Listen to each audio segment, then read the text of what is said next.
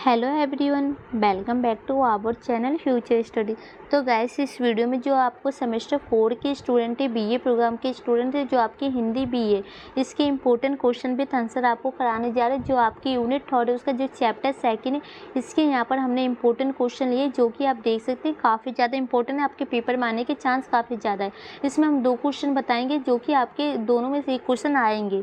तो ये देखिए, पहला क्वेश्चन आपके सामने, सदाचार का ताबिज निबंध का सार लिखिए। मतलब जो निबंध की जो व्याख्या करनी है अपने शब्दों में। और इसी में एक ऑप्शन में क्वेश्चन देखिए, सदाचार का ताबिज निबंध भ्रष्टाचार की समस्या पर तीखी चोट करता है, इस कथन का विश्लेषण कीजिए। तो दोनों क्वेश्चन का मतलब एक ही, आंसर आपको सेम लिखना है। इसके बाद जो नेक्स्ट क्वेश्चन आपका बनेगा, ये वाला क्वेश्चन बनेगा, सदाचार का ताबिज निबंध का मूल संवेदना या प्रतिपाद लिखिए। ठीक है, तो दोनों क्वेश्चन का आंसर आपको इसी वीडियो में मिलेगी। एक एक करके क्वेश्चन देखते हैं, आंसर देखते हैं। और इम्पोर्टेंट वीडियो आप सभी के लिए, तो वीडियो को कंप्लीट देखिएगा। तो निबंध का सार देखिए, तो यहाँ से आंसर स्टार्ट है। सदाचार का ताबिज परसाई जी की विचारधारा और व्यंजन काल का एक बेहद सुंदर उदाहरण है। संक्षेप में इसकी कथा इस प्रकार है। मतलब ये किसके द्वारा लिखी गई, तो ये आपको एक जो कहानी है, तो ये परसाई जी के द्वारा लिखी गई है। और ये बहुत ही सुंदर, जो कहते हैं ना, अच्छे ढंग से इसको बताया जा रहा है। तो जो यहाँ से स्टार्ट है, देखिए, एक राज्य में भ्रष्टाचार का बोलबाला था। प्रजा सस्त थी। बात राजा तक पहुंची। उसने अपने दरबारियों से कहा कि मैंने तो भ्रष्टाचार देखा ही नहीं। तुम में से किसी को वहाँ दिखे जो नमूने के रूप में थोड़ा सा मेरे पास भी ले आए। तो जो वहाँ एक राज्य है, वहाँ पर भ्रष्टाचार का बोलबाल ज़्यादा था। तो वहाँ के जो राजा की ये बात पहुँचती है ना, तो राजा कहता है कि दरबारियों से, क्या तुम्हें ये कभी भ्रष्टाचार देखा है? मैंने तो देखा ही नहीं। अगर तुमने देखा है तो थोड़ा बहुत मेरे सामने उसके नमूने पेश किए जाए, वो कहता है। ठीक है, इसके आगे देखते हैं। चटुकार दरबारियों ने कहा कि भ्रष्टाचार बारीकी चीज़ है। आपकी गिरावट देखते देखते आंखें अब बारीक चीज़ें नहीं देख पाती। आखिरकार विशेषज्ञों को बुलाया गया। उन्होंने खोजीबनी करके बताया कि भ्रष्टाचार है। राजा ने सिंहासन में भी है। परेशान राजा उछलकर खड़ा हो गया। उसने जाल पूछा। विशेषज्ञों ने कहा कि भ्रष्टाचार क्यों होता है, कैसे होता है, इसे जानना और भ्रष्टाचार के मौके ख़त्म करना जरूरी है। जैसे ठेकेदारी का चलाना। ठेकेदार होगा तो अपने नफ़े के लिए अधिकारियों को घूस देगा। लोग तंगहार होगा तो घूस लेगा। छोटे और बड़े सबके बीच भ्रष्टाचार के 2 प्रमुख कारण है, मुनाफा और तंगहाली। तो मतलब राजा कह रहा है कि जो वहाँ के दरबारियों को कुछ बुलाया गया कि जो भी बताए कि यहाँ पर भ्रष्टाचार है या नहीं। तो वो कहते हैं कि यहाँ पर भ्रष्टाचार है। तो लेखक कहता है कि राजा कहता है कि मैंने तो देखा ही नहीं। तो राजा को कहते हैं उनके सिंहासन में भी भ्रष्टाचार है। तो राजा बहुत ज़्यादा उछल के खड़ा हो जाता है, वो बहुत परेशान हो जाता है। वो कहता है कैसे, मुझे इसके बारे में जानना है कि कैसे। तो वो बताते हैं जो ठेकेदारी लोग होते हैं ना, उन सब में भी भ्रष्टाचार होती है। कोई घूस लेगा, कोई तंग आके घूस देगा, तो ये सब परेशानी की समस्या होगी। और ये 2 कारण से होती है, एक तो मुनाफे कमाने के लिए, और एक जो तंग आके ये करते हैं, अपनी मजबूरी में आके करते हैं। ठीक है, इसके आगे देखते हैं। दरबारी कहते हैं कि अगर इस रिपोर्ट के अनुसार चला जाए तो सारी व्यवस्था में उलटफेर हो जाएगा। वे चाहते हैं कि बिना कोई फेरबदल किए हल्के फुल्के सुधारों से भ्रष्टाचार दूर कर दिया जाए। इस तरह के विचारों से राजा और दरबारी कोई रास्ता निकालने के फेर में थे।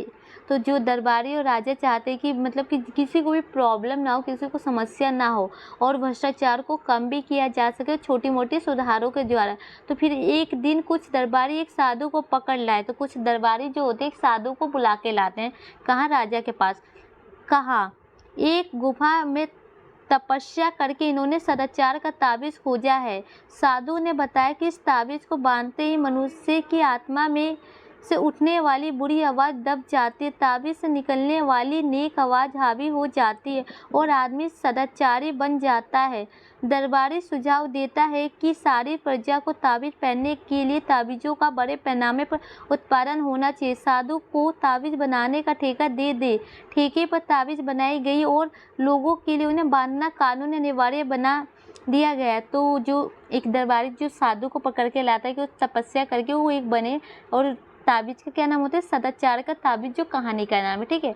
तो वो राजा कहता है दरबारी कि इन सभी जो लोग जनता है सभी को उनको पहना दिया जाए, दरबारी लोगों को, कि जिससे इसमें ये होता है ना, इस ताबीज़ में ये खासियत बताई गई है कि जो इसको जो भी पहनेगा ना वो उनकी बुराइयाँ ख़त्म हो जाएगी, अपने आप उसकी अच्छाइयाँ उसके सामने आ जाएगी, नेक इंसान बन जाएगा, ठीक है। तो सभी को ये पहनना एक अनिवार्य हो जाता है कानून के अकॉर्डिंग।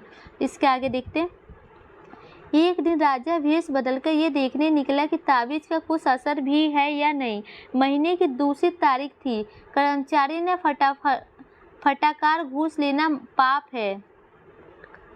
राजा प्रसन्न, तो मतलब ये देखो, एक दिन राजा ने जो बाहर निकला कि भेष बदल के अपना कि कोई जो हमारे कर्मचारी घूस ले रहे या नहीं ले रहे, तो जो एक कर्मचारी ने बोला कि मुझे घूस लेना पाप है। तो राजा ये देख के बहुत ज़्यादा ही खुश हुआ। लेकिन कुछ दिन बाद उन्हें दोबारा आजमाया, तो लेकिन राजा ने सोचा कि फिर से एक बार आजमा के देखता हूँ। कुछ दिन बाद कर्मचारी ने इस बार घूस ले लिया और कर्मचारी ने सेकंड बार क्या किया था, उसने घूस ले लिया। राजा ने अपना असली परिचय देते हुए पूछा कि आज ताबीज़ नहीं बांधा है क्या? तो राजा को लगा कि उसने ताबीज़ नहीं बांधा रखा होगा, इसलिए उसने घूस ले लिया। तो उसने क्वेश्चन किया, तो उस कर्मचारी ने कहा बांधी है, तो उसने बताया कि मैंने ये ताबीज़ बांध रखा है। राजा ने ताबीज़ में कान लगाकर सुना। यह आवाज़ आ रही थी कि अरे आज 21वीं है, आज तो ले ले। तो जो राजा है ताबीज़ में आवाज़ लगा के सुनता है कि, तो उसमें से एक आवाज़ आती है कि मतलब आज 21वीं है, मतलब 21 तारीख है, आज तो तुम घूस ले सकते हो।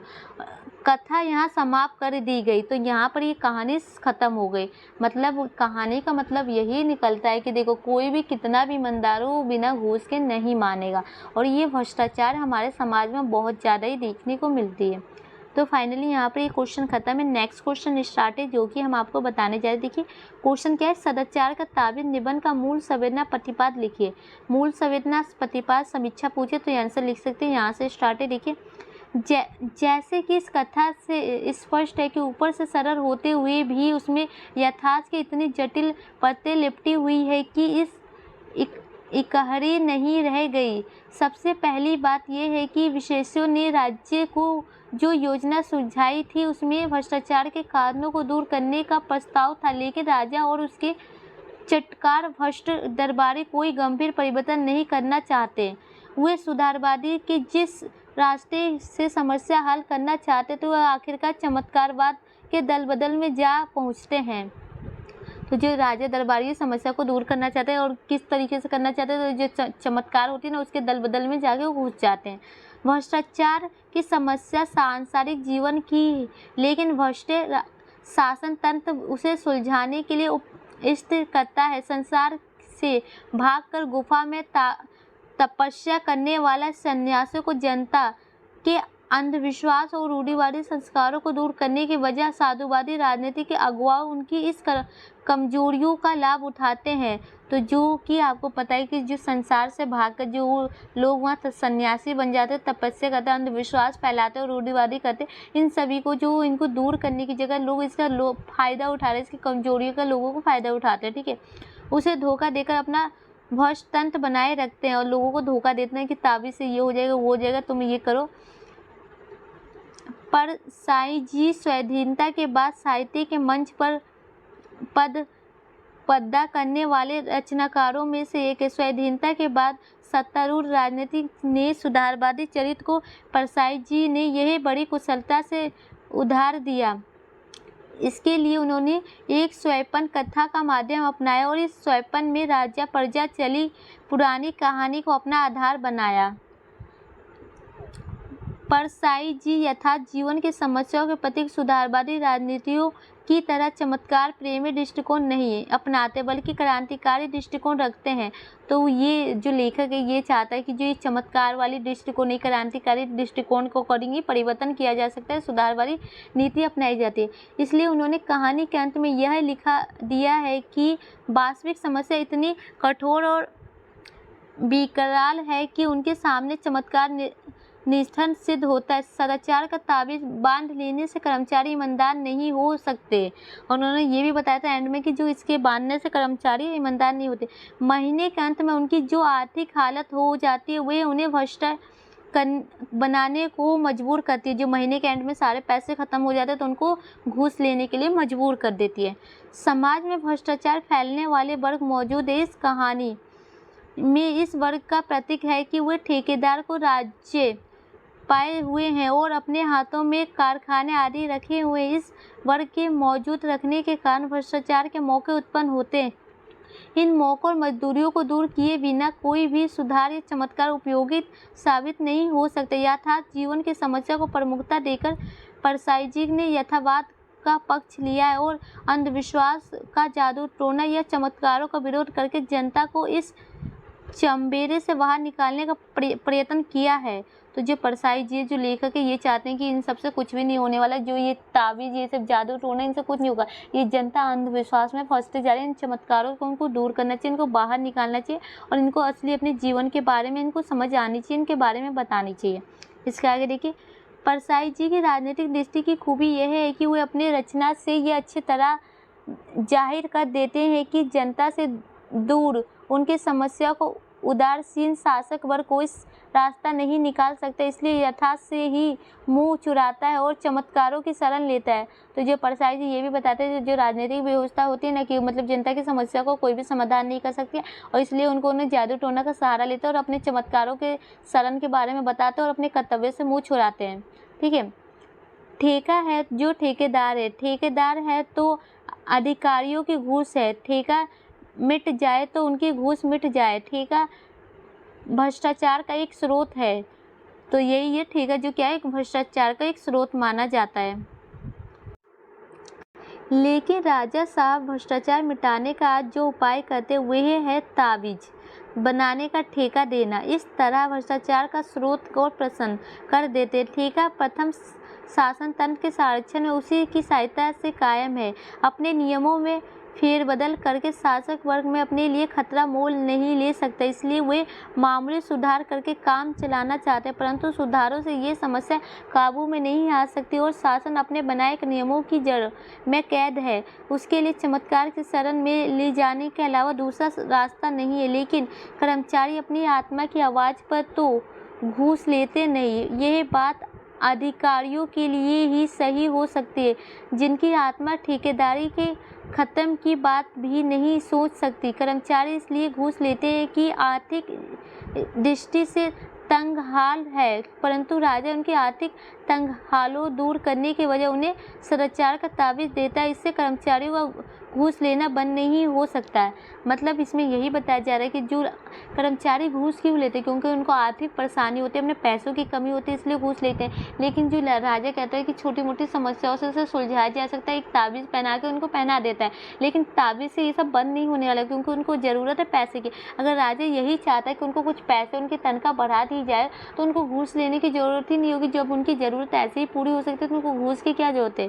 तो यही सब यहाँ बताया जा रहा है इस कहानी में। मतलब जो भी भ्रष्टाचार हो रहे उसके बारे में बताया जा रहा है, राजा के द्वारा में बताया। राजा अपने स्वार्थों के लिए ही देखा जा रहा है तो ताबीज़ बना के देता है, नहीं तो वो सुधार कर सकता है ना, लेकिन उसने ऐसा नहीं किया। ठीक है।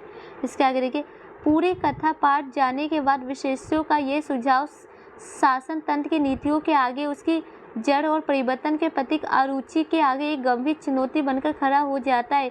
एक तो भ्रष्टाचार के मौके मिटाने होंगे। किन कारणों से आदमी घूस लेता है यह भी विचारणीय है। आज़ादी के बाद भारत के शासक वर्ग ने पूंजीपतियों, जमींदारों, उनके सत्ताधारी राजनीतिक मंच ने अंग्रेजी की बनाई व्यवस्था में कोई महत्वपूर्ण परिवर्तन नहीं किया।